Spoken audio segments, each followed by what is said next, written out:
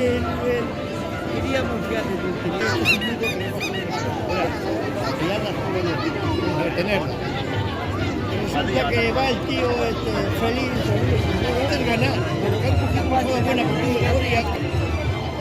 No entiendo. Hay veces que hay señas que hay que hacerlas para que te las vean, para equivocarlo. Porque tú le marcas dos ases, o dos reyes solo, porque cuando tiene los reyes, tengo tres ases dentro, vamos a ver.